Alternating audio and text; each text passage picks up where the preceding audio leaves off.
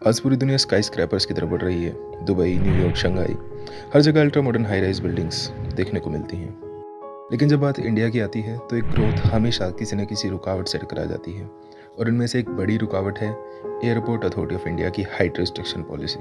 वैसे तो airport authority का काम है एविएशन सेफ्टी और एयर स्पेस मैनेजमेंट को रेगुलेट करना, लेकिन जब भी एक नए स्काई स्क्रैपर का प्रपोजल आता है तो उसका अप्रूवल डिले हो जाता है या फिर रिजेक्ट हो जाता है। तो आज के इस वीडियो में हम यही देखेंगे कि इसका रीज़न सिर्फ सेफ्टी है या फिर कुछ और।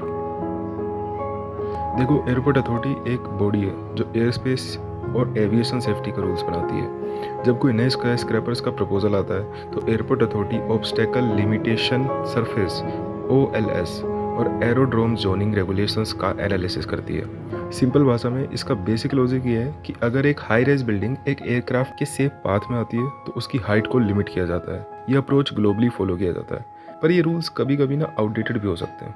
कई बार रिस्ट्रिक्शंस एरोड्रोम के मास्टर प्लान पे बेस्ड होती हैं, जो कि बहुत साल पुराने हैं। इसी वजह से नए प्रोजेक्ट्स रिजेक्ट हो जाते हैं, चाहे टेक्निकल एनालिसिस में रिस्क नेग्लिजिबल भी हो। इसका एक परफेक्ट एग्जांपल है मुंबई, जो कि इंडिया का फाइनेंशियल हब है, और यहाँ लैंड स्कार्सिटी एक बड़ी समस्या है। यहाँ वर्टिकल डेवलपमेंट एक ज़रूरी ऑप्शन है, लेकिन एयरपोर्ट अथॉरिटी अप्रूवल के इशू की वजह से कई आइकॉनिक प्रोजेक्ट्स डिले हो चुके हैं।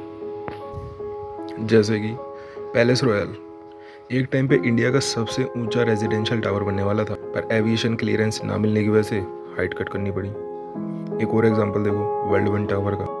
इंडिया का सबसे ऊंचा स्काई स्क्रैपर्स बनने का प्लान था, 440 मीटर से भी ज़्यादा, लेकिन इसकी फाइनल हाइट सिर्फ 285 मीटर अप्रूव हुई। इस वजह से प्रोजेक्ट्स की कॉस्ट बढ़ती है, इन्वेस्टर्स हेजिटेट करते हैं और स्काईलाइन इनकम्प्लीट लगती है। देखो यार, दुनिया की कई बड़ी सिटीज़ में भी एयरपोर्ट और स्काई स्क्रैपर्स एक साथ एग्जिस्ट करते हैं। जैसे कि न्यूयॉर्क, जिसमें JFK एयरपोर्ट है, बहुत बिजी एयरपोर्ट है, लेकिन फिर भी वन वर्ल्ड ट्रेड सेंटर जो कि 541 मीटर का है, और एम्पायर स्टेट बिल्डिंग जैसी बिल्डिंग्स अलाउड है। इवन एम्पायर स्टेट बिल्डिंग तो 1930s में बन गई थी।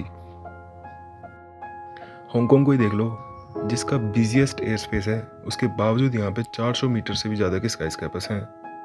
दुबई, जहाँ पे बुर्ज खलीफा है।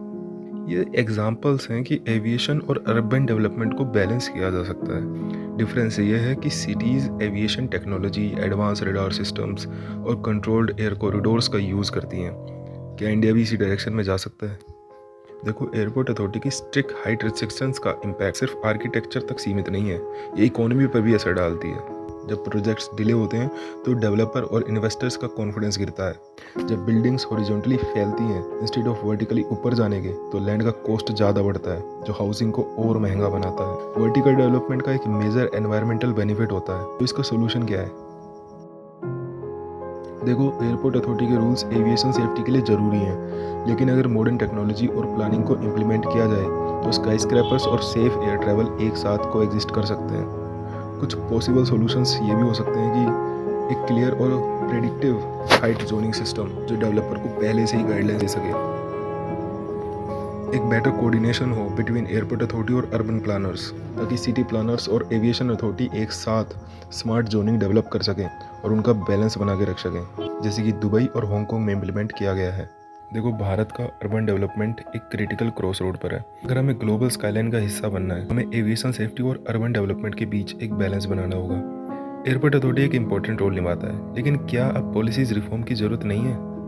आपको क्या लगता है, क्या स्काई स्क्रैपर्स और एविएशन एक साथ कोएग्जिस्ट कर सकते हैं? क्या इंडिया को दुबई और न्यूयॉर्क के मॉडल को अडॉप्ट करना चाहिए?